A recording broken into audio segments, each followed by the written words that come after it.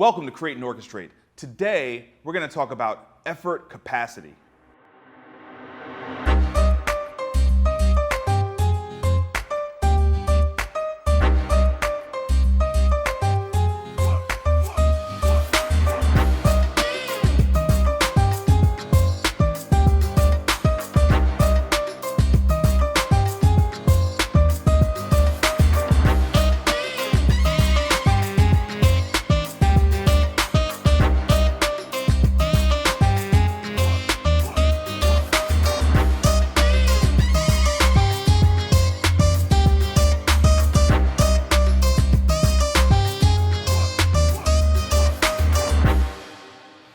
I'm Marcus Whitney, and this is Create and Orchestrate.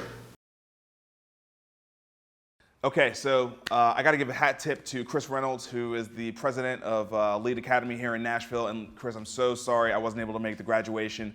I'm sure it was beautiful. I saw the pictures. It was the same day that we announced the USL franchise, so my apologies. I will be there next year. I had a great chance to sit down and talk with Chris about a week ago, and we were talking about just the things that it takes to make an organization run and what are the differentiators between great organizations and good organizations. And he brought up a term I'd never really thought of before, but the minute he said it, I was like, oh, I know exactly what you're talking about.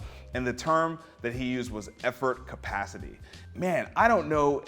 There are not many things that are more important for entrepreneurs than effort capacity because the results don't always match up to the efforts, right? So you have to just be willing to, in the face of incredible, perceivable odds, like just keep going, and not just keep going, but going hard. You got to go hard, and it's the amount of time that you put in, it's the intensity with which you work. It's the focus, and to think about it in terms of effort capacity, I think that's a way that we can all kind of look at ourselves. You know, the amount of time that you spend doing something is too one-dimensional for me, right? Because you could easily say I sat down at the computer and I did whatever, right?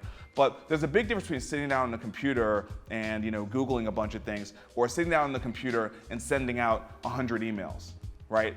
Those are two different levels of effort capacity, right? One is actively engaging in the process of trying to achieve your goals, and the other one is sitting down, spending time sort of doing it, but not really putting in the effort, right?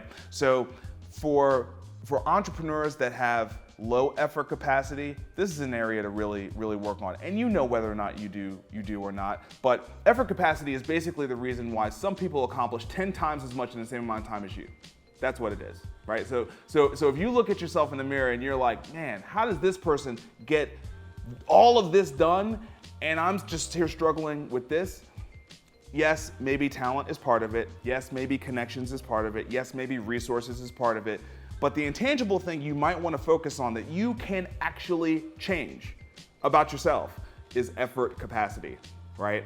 How do you maximize the effort in every single minute and second that you have? It's just something to think about. It's a good way to measure yourself in comparison to other people, and it's a good thing to keep an eye on. So effort capacity, I thought that was a good one. Thank you, Chris. One love.